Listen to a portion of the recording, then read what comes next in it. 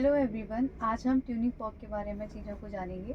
तो ये tuning fork है। क्लिनिकल सेटअप में मोस्टली 512 हर्ट्ज़ की ही ट्यूनिंग फॉर्क का यूज़ किया जाता है। डॉक्टर्स भी इसको यूज़ करते हैं और ऑडियोलॉजिस्ट भी इसी ट्यूनिंग फॉर्क को यूज़ करते हैं। तो ट्यूनिंग फॉर्क के द्वारा ये एक स्क्रीनिंग टेस्ट है जिसमें हम 2 टेस्ट को परफॉर्म करते हैं। पहला है रेने और दूसरा है बेवर। तो हम एग्जांपल्स के थ्रू जो हमारे 3 टाइप ऑफ हियरिंग लॉस होते हैं, कंडक्टिव, एसएनएचएल और मिक्स्ड, हम तीनों को जानेंगे कि हम कैसे स्क्रीनिंग कर सकते हैं, कैसे ट्यूनिंग फॉर्क से एक अंदाज़ा लगा सकते हैं कि पेशेंट को किस तरीके का लॉस है।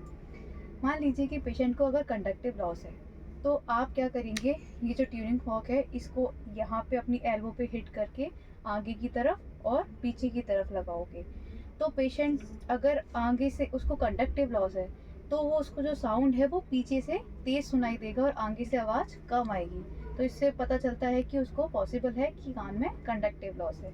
अब कंडक्टिव लॉस में ही अगर आप बेवर परफॉर्म करते हैं तो इसको ट्यूनिंग फॉर्क को एल्बो पे हिट करके जब आप फोरहेड पे लगाओगे तो वो पुअर ईयर में सुनेगा। यानी कि मान लीजिए उसका लेफ्ट ईयर नॉर्मल है और ये कंडक्टिव है, तो अगर आप बेवर परफॉर्म करोगे तो वो अपने राइट ईयर में सुनेगा आवाज़ को। तो इससे प्रूव होता है कि उसका जो राइट ईयर है वो कंडक्टिव है। अब हम बात करते हैं एसएनएचएल की, सेंसरी न्यूरल हियरिंग लॉस की। तो उसमें जब आप बेवर को परफॉर्म करते हैं, पहले हम रेने समझ लेते हैं। जब आप रेने को करेंगे परफॉर्म तो आपने हिट किया, इसको आगे लगाया और फिर इसकी स्टेम को पीछे आपने टेम्पोरल बोन पे रखा।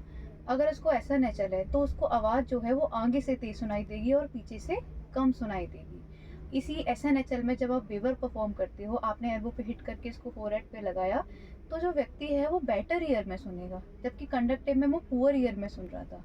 मान उसका ये कान नॉर्मल है और ये कान जो है वो एसएनएचएल है। जब आप बेवर परफॉर्म करोगे तो वो बेटर ईयर यानी कि जो उसका नॉर्मल ईयर है वो उसमें सुनेगा। कंडक्टिव में इसका अपोजिट होता है। अब हम बात करते हैं मिक्स्ड। मिक्स्ड का कोई भी स्पेसिफिक डेफिनेशन नहीं है कि आप रेने और बेवर से उसको कंफर्म कर पाएँ या स्क्रीन कर पाएँ, क्योंकि जब आप अगर मान लीजिए उसको राइट में मिक्स्ड लॉस है, तो जब आप रेने परफॉर्म करेंगे तो ये आगे की तरफ भी तेज़ सुन सकता है कभी, या फिर पीछे की तरफ भी तेज़ सुन सकता है। अगर व्यक्ति आगे तेज़ सुनता है रेने को तो उसको हम पॉजिटिव रेने कहते हैं। अगर वो पीछे आवाज़ को तेज़ सुनता है तो हम उसको नेगेटिव रेने कहते हैं। मिक्स्ड में वो पॉजिटिव भी हो सकता है और नेगेटिव भी हो सकता है।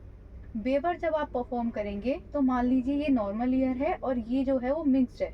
जब आपने बेवर परफॉर्म किया तो वो अपने राइट ईयर से तेज सुनेगा।